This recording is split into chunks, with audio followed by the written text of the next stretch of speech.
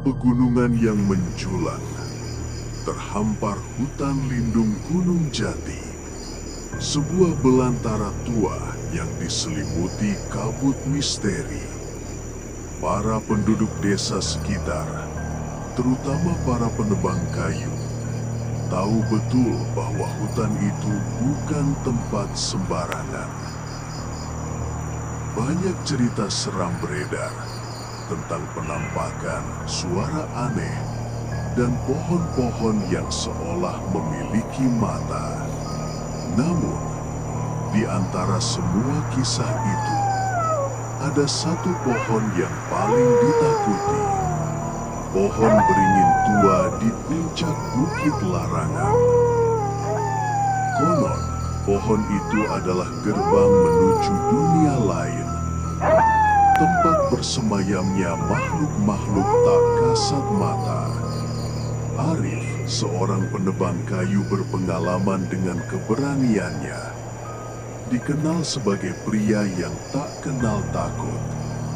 Namun, tawaran dari seorang pengusaha kaya untuk menebang pohon beringin tua itu membuatnya merinding. Imbalannya sangat besar, cukup untuk membiayai pengobatan ibunya yang sakit keras. Setelah bergumul dengan batinnya, Arif akhirnya menerima pekerjaan berbahaya itu.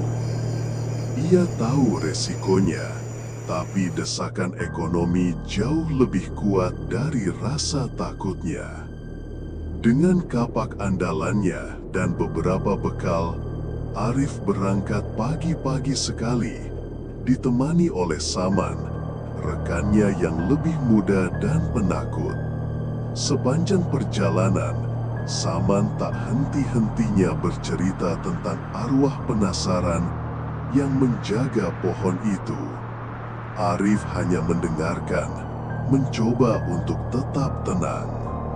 Saat mereka mendekati puncak Bukit Larangan, suasana hutan mulai berubah. Udara menjadi dingin, dan sinar matahari tak mampu menembus rimbunnya dedaunan. Suara-suara serangga menghilang, digantikan oleh keheningan yang mencekam. Tiba-tiba, Saman menghentikan langkahnya. Matanya membelalak ketakutan. Rif, lihat itu. Bisiknya, tangannya menunjuk ke arah dahan pohon yang menjulur. Di sana, samar-samar terlihat sosok putih pucat melayang di antara dahan. Dengan rambut panjang terurai dan gaun putih kusam. Wajahnya tidak jelas, namun sorot matanya yang kosong terasa menusuk jiwa. Itu adalah kuntilanak, salah satu penjaga hutan itu. Arif menelan ludah, detak jantungnya berpacu. Ia menarik napas, mencoba mengusir ketakutan. Ayo Man, jangan lama-lama, kita harus cepat. Kata Arif, berusaha terdengar tenang meskipun hatinya bergemuruh. Akhirnya mereka tiba di hadapan pohon beringin tua. Batangnya raksasa, akar-akarnya menjalar seperti tentakel monster, dan daun-daunnya lebat, menutupi langit. Sebuah aura mistis yang pekat menyelimuti pohon itu. Arif mengangkat kapaknya, namun sebelum ia sempat mengayun, sebuah suara berat menggelegar dari dalam pohon. Siapa kalian berani mengganggu tidurku? Dari sela-sela akar pohon, perlahan muncul sosok berbulu hitam lebat dengan mata merah menyala dan taring panjang. Itu adalah Genderuwo, penjaga hutan yang paling ditakuti. Baunya busuk menusuk hidung, dan suara geramannya membuat bulu kuduk berdiri. Saman langsung jatuh terduduk, gemetar tak karuan. Kami hanya ingin menebang pohon ini. Jawab Arif, suaranya sedikit bergetar. Genderuwo itu tertawa menyeramkan. Tak semudah itu, pohon ini adalah rumahku, dan siapapun yang mengusiknya akan membayar mahal. Tiba-tiba, dari balik bayangan pohon, muncullah beberapa sosok putih yang bergerak melompat-lompat. Mereka adalah pocong. Namun, salah satu dari mereka yang berada paling depan tampak jauh lebih mengerikan. Kain kafannya compang-camping, lusuh dan basah oleh lumpur. Wajahnya yang tersembunyi di balik kain kini terbuka sebagian.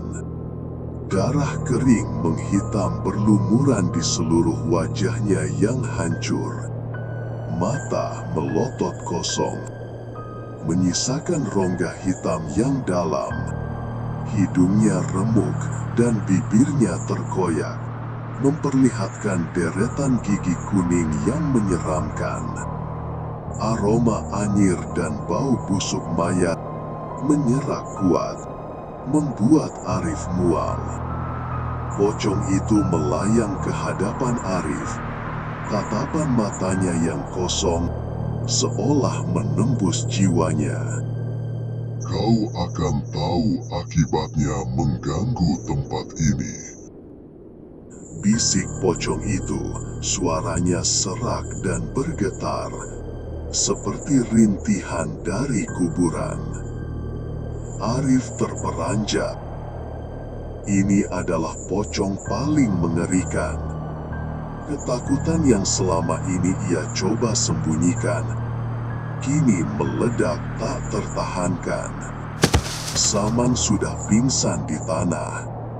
Arif tahu ia tidak bisa melawan.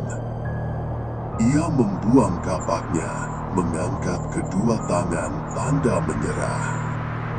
Ampuni kami tidak akan mengganggu lagi. Teriak Arif. Genderuwo itu tertawa puas, disusul oleh bisikan menyeramkan dari para pocong. Mereka tidak menyentuh Arif. Namun aura mengerikan yang mereka pancarkan sudah cukup membuat Arif merasakan teror seumur hidupnya. Arif menyeret Saman yang pingsan, berlari kalang kabut meninggalkan pohon beringin tua itu. Ia tidak peduli lagi dengan uang atau penyakit ibunya. Yang ia inginkan hanyalah keluar hidup-hidup dari hutan neraka itu.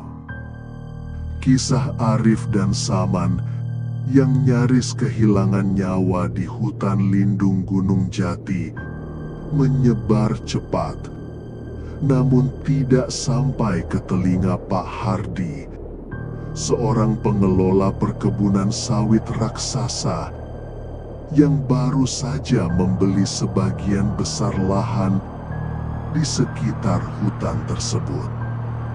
Pak Hardi adalah tipe pria yang hanya peduli pada keuntungan dan tidak percaya pada tahayul. Baginya, hutan itu hanyalah sebidang tanah kosong yang menghalangi perluasan perkebunannya. Pohon beringin tua dengan segala legendanya hanyalah penghalang. Hutan itu harus rata dengan tanah, apapun caranya. Perintah Pak Hardi kepada mandornya dengan nada suara yang tidak bisa dibantah. Mandornya yang lebih memahami ketakutan warga lokal mencoba menjelaskan tentang cerita-cerita angker Namun Pak Hardi hanya mencibir. Itu hanya omong kosong orang desa yang malas bekerja. Cari penebang lain yang lebih berani dan jangan banyak tanya. Bentaknya. Maka setelah beberapa kali gagal mendapatkan penebang lokal, Pak Hardi akhirnya berhasil merekrut tim penebang dari luar kota. Mereka adalah Joko, Budi, dan Herman. 3 pria bertubuh kekar dan bermental baja yang terbiasa bekerja di hutan-hutan terpencil dan tidak percaya pada hal-hal mistis. Mereka hanya peduli pada bayaran yang besar. Hantu, kami sudah kenyang dengan cerita seperti itu. Kata Joko dengan tawa meremehkan saat Mandor mencoba memperingatkan mereka tentang pohon beringin tua. Yang penting uangnya cair.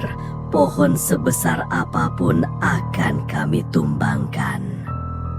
Mereka berangkat menuju Bukit Larangan di suatu pagi yang mendung, membawa gergaji mesin modern dan peralatan lengkap. Percaya diri dan tanpa rasa takut, mereka siap menaklukkan pohon yang disebut-sebut keramat itu. Setibanya di pohon beringin tua, suasana mencekam langsung menyelimuti mereka. Udara dingin dan aroma aneh yang menusuk hidung tidak dihiraukan. Joko segera menyalakan gergaji mesinnya. Deru mesin memecah keheningan hutan. Namun, baru saja mata pisaunya menyentuh kulit pohon, gergaji itu mati total. Joko mengutak-atiknya, tapi gergaji itu seolah enggan hidup kembali. Tiba-tiba, terdengar suara tawa melengking dari balik pepohonan. Tawa kuntilanak yang begitu dekat membuat bulu kuduk mereka meremang. Budi yang sedang memeriksa mesin gergaji melihat bayangan putih melintas cepat di belakang Herman. Ia berteriak, Herman, awas di belakangmu. Herman menoleh dan saat itu juga sesosok genderuwo dengan mata merah menyala muncul tepat di depannya. Genderuwo itu mencengkeram leher Herman dengan kekuatan luar biasa, mengangkat tubuhnya ke udara. Herman meronta, tapi cengkeraman itu terlalu kuat. Wajahnya membiru, matanya melotot, dan nafasnya terputus. Joko dan Budi terpaku menyaksikan kengerian itu. Dalam hitungan detik, tubuh Herman lemas tak berdaya, dan genderuwo itu melemparkannya begitu saja ke tanah, lalu menghilang ke dalam rimbunnya pohon. Kepanikan melanda Joko dan Budi. Mereka mencoba lari, namun seolah ada kekuatan tak terlihat yang menahan mereka. Dari segala arah, kini muncul berbagai sosok pocong melompat-lompat mengelilingi mereka. Jumlahnya lebih banyak dari yang dibayangkan, dan di antara kerumunan pocong itu muncul kembali sosok yang paling mengerikan. Pocong berlumuran darah kering dengan wajah hancur dan mata kosong yang menusuk. Pocong berdarah itu tidak melompat. Ia melayang perlahan mendekati Joko, sementara pocong-pocong lainnya mengepung Budi. Kau pikir bisa merusak rumah kami? Bisik pocong berdarah itu, suaranya serak dan berat, seolah berasal dari dasar bumi. Darahmu akan jadi tumbal. Joko mencoba berteriak, namun suaranya tercekat. Ia melihat pocong-pocong lain mulai mencengkram Budi. Budi menjerit ketakutan, meronta-ronta, namun cengkraman mereka terlalu kuat. Dalam sekejap, Budi ditarik paksa ke dalam kegelapan hutan. Suara jeritannya perlahan menghilang di telan keheningan. Joko kini sendirian, berhadapan dengan pocong berdarah yang mengerikan itu. Aroma amis dan busuk mayat menusuk indera penciumannya. Pocong itu mengangkat tangannya yang menghitam, menggapai ke arah Joko. Dalam benaknya, Joko hanya bisa membayangkan wajah anak-anaknya. Ia tahu inilah akhir dari perjalanannya. Keesokan harinya, tim pencari menemukan Joko tergeletak tak bernyawa di dekat pohon beringin tua. Wajahnya pucat pasi, matanya melotot ketakutan, dan rambutnya memutih sebagian, seolah semua ketakutan dunia telah mencengkramnya di detik-detik terakhir hidupnya. Tubuh Budi tidak pernah ditemukan. Kabar kematian tragis para penebang itu akhirnya sampai ke telinga Pak Hardi. Ia akhirnya menghentikan rencananya untuk meratakan hutan.